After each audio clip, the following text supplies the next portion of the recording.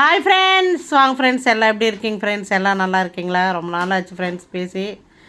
நம்ம வீட்டுக்கு முன்னாடி வந்துட்டு மெட்ரோ வாட்டர் கனெக்ஷன் தான் ஃப்ரெண்ட்ஸ் கொடுத்துன்னு இருக்காங்க. நான் வந்துட்டு ஒரு 3 வருஷமாக தொடர்ந்து மெட்ரோ வாட்டர் கனெக்ஷனுக்காக சுற்றி பார்த்துட்டு அப்ளிகேஷன் ஆன்லைனில் அப்ளை பண்ணி விட்டுட்டேன் ஃப்ரெண்ட்ஸ். அவங்க வரல. சரி விட்டுட்டு ப்ரேயர் மட்டும் பண்ணின்னு இருந்தேன். அப்புறம் திடீர்னு வந்துட்டு பம்பு எங்கே போடணும் அப்படின்னு கேட்டாங்க.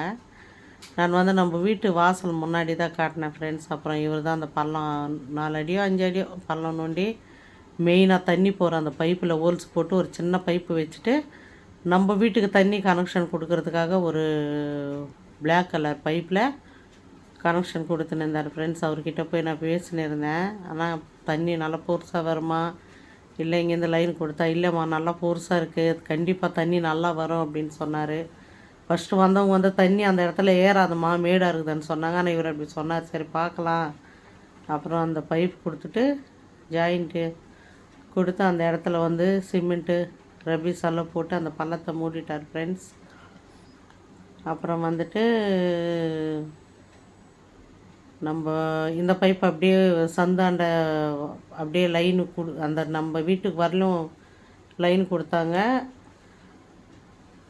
லைன் கொடுத்துட்டு மறாவது நாள் வந்து பம்பு கட்டுறேன்னு சொன்னாங்க. சரி மழை வராமல் இருக்கணும் அப்படின்னு நினச்சினே இருந்தேன் ஃப்ரெண்ட்ஸ். அப்புறம் நம்ம வீட்டு வாசல்லையே அந்த லைன் வந்து இதுதான் ஃப்ரெண்ட்ஸ், இப்படி தான் கொடுத்தாங்க. அந்த பைப் மட்டும் கொடுத்துட்டு அதில் தண்ணி வருதுன்னு சொல்லிட்டு க்ளோஸ் பண்ணிவிட்டு போயிட்டாங்க. அப்புறம் மறாவது நாள் ஒரு பெரியவர் தான் அந்த பம்பை கொடுக்கறதுக்காக வந்து பார்த்து எந்த இடத்துல போடணுன்னு சொல்லி போட்டு மார்க் பண்ணின்னு அந்த இடத்துல தோண்டி எடுத்துகிட்டு கல், மண், சிமெண்ட்டு, ரப்பீஸ் எல்லாம் எடுத்துகிட்டு ஒரு 4 பேர் வந்தாங்க ஃப்ரெண்ட்ஸ்.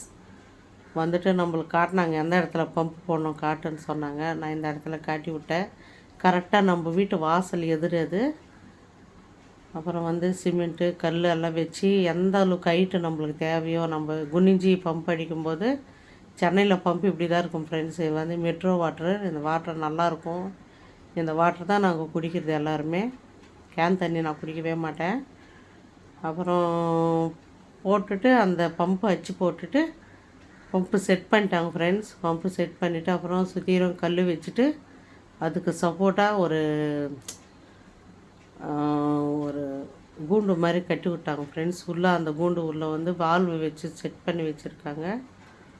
அப்புறம் இதுதான் ஃப்ரெண்ட்ஸ் பம்பு ரெடி ஆகிடுச்சு. 2 நாள் கழிச்சு அடிக்க சொன்னாங்க. பம்பு ஜாயின் பண்ணி 2 நாள் காய விட்டு அப்புறம் ஜூலை 27 தான் பம்பு போட்டு அடித்தா தண்ணி வரல ஃப்ரெண்ட்ஸ். ஜபராஜ் அடிச்சுன்னு இருக்கான். சீபா பையன் வரல.